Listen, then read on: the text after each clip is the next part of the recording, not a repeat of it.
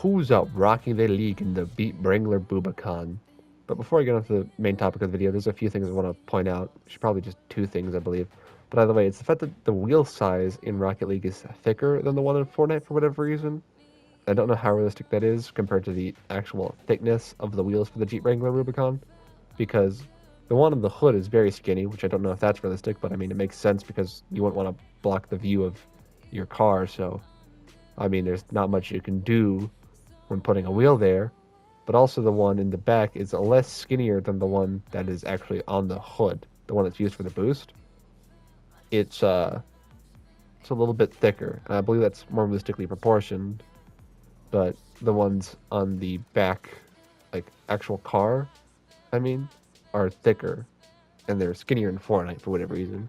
Because I mean, of course, there's differences between the two, and they're not one-to-one scaled properly, unfortunately, as I would really like them to be.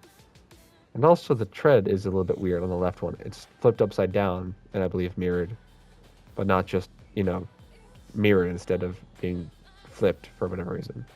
So there is that, but I don't think that's a necessarily huge issue, I guess. But I mean, I do like it when they mirror the wheels properly instead of just having them be different. But that's about it for that stuff. Let's get on to the actual main topic of the video. That's the fact that the PS Plus pack came out and it has the Triumph Red and Teal boost. I don't know if they've done this before, but this is the first time I've noticed it because the Triumph boost is a luxury boost. I believe the luxury is reserved for the Rocket Pass.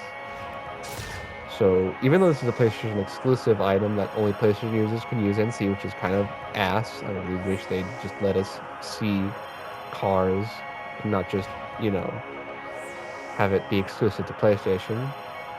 So, yeah, but either way, this might mean that Rocket Pass items could potentially come back, because for this to exist, that would have to mean so, because sure, only PlayStation users can obtain this.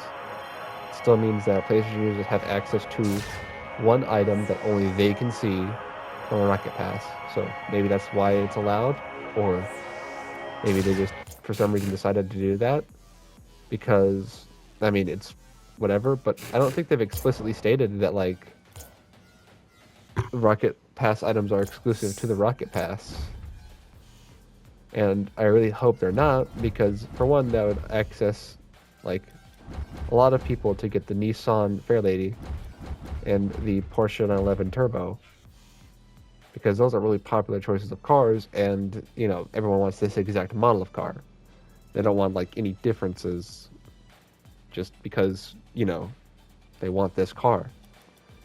And plus, I could also get the wheels for the Nissan Silvia and maybe the RLE version if I ever wanted to, and possibly colors that I've missed out on, because I really like Cobalt and I want Cobalt for everything. I don't necessarily care about all the other colors, just Cobalt and Orange. I do like black, and I do like all the other colors that I do get, but I mostly care for Cobalt. So hopefully they do that, because then I could have access to shit I missed out on, and people could also have stuff that they've missed out on that I haven't, because I do not care. I don't want to gatekeep a licensed car body, because I don't want it done to me, and I don't want it done to anyone else. Also, they've seemingly updated their carbon fiber texture, because it looks a lot better on the McLaren Senna, and I've just noticed that is on the Nissan Fairlady. So